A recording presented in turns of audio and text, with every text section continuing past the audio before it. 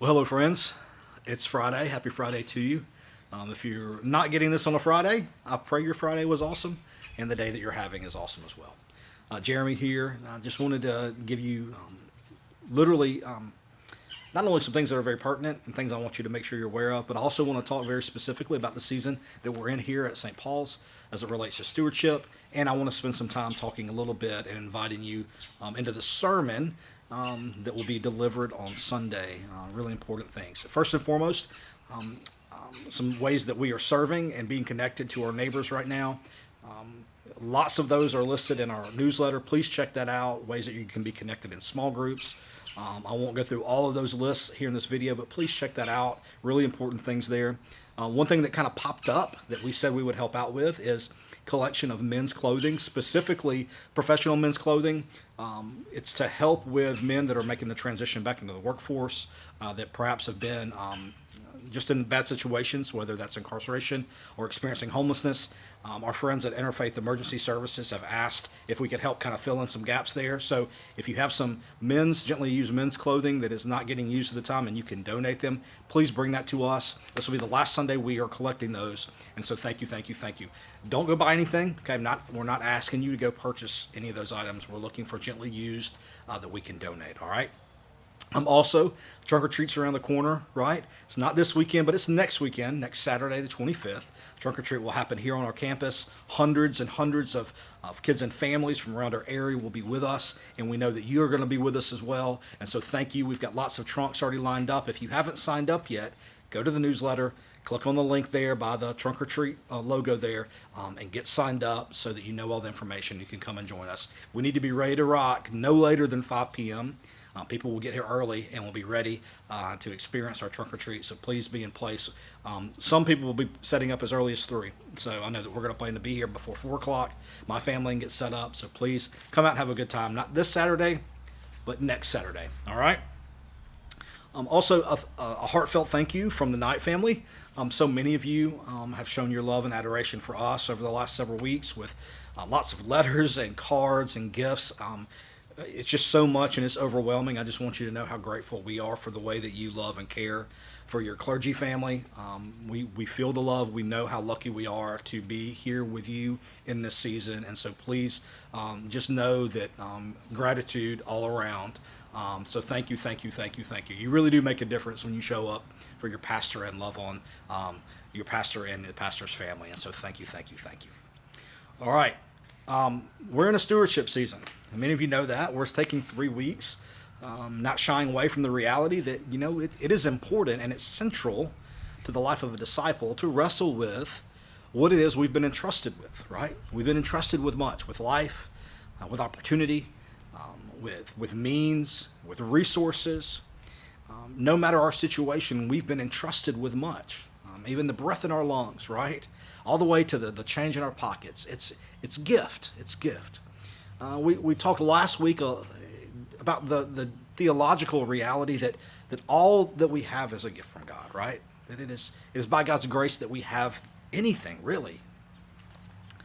And then the reason we wanted to wrestle with that is because we wanted all of us to be reminded, or perhaps met with for the first time, the truth that if we really care about how we manage what God has entrusted to us, the first place we start is with God's character, with God's nature. What is it about God that we are drawn to care so deeply about what it means to manage and care for what God has given us, right? So we look at God's nature and God's character, and we talked about God as that ultimate giver of life and of goodness and of grace last week.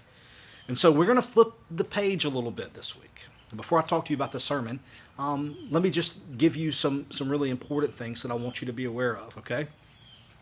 Whether you are a member, whether you are an attender, whether you are one of our friends from the neighborhood, from our preschool, that maybe you watch online, however you find your way to us, in whatever way you are connected right now, we believe that it is our job to steward those relationships, right? And so we are grateful. We are grateful for however you find your way to us in this season. And because of that, we have a responsibility. We have a responsibility to not only address these things when they're important, because they are, like stewardship, like how we manage what God has given us. But also, it's important because your church leaders, and please hear me with this, your church leaders take so seriously the responsibility that you give them and how they manage our resources, these facilities, right? The offerings, the monetary gifts that you give, your own spiritual gifts, and how you serve here. People care deeply about all of what you give to the life of this church. And so in this season, we're asking all of us once again to assess how we are going to be serving St. Paul's United Methodist Church in 2026. Specifically, there's a part of this season that is about our money. It is about our money. It's about how we're going to support the life of our church in 2026. And so if you are in a position to give, we would love to invite you to do that and to make a commitment for 2026. You should have been mailed, snail mail, old school mail. You should have been mailed a letter several weeks ago. It's from some church leaders and myself. In that was also an estimate of giving card that talks about 2026. And it had a proportional giving chart, which is just a resource to help you understand what it may mean for you to grow in your generosity this year. The reason I'm talking about this is because next Sunday, not this Sunday, next Sunday, you're going to be invited to bring that estimate of giving card in. So many of you have been doing that over the past several years, and it has been such a blessing. And here's why. It helps your leaders know and to plan, to discern, and to vision for the next year when we have a clearer understanding of what our resources will be. Without you stepping up and saying, hey, I can plan to give this on behalf of my family in 2026. Without you doing that, we are not able to be let's just say, in the flow and in the pocket and as resourceful with those gifts if we don't know. And so thank you for all the ways you've been doing that and for the ways that you will continue to do that. All right? If you can't be here on the 26th, but you want that estimate of giving card to be here, which I pray that you do, drop it off at the church office in its envelope or mail it in to us, okay?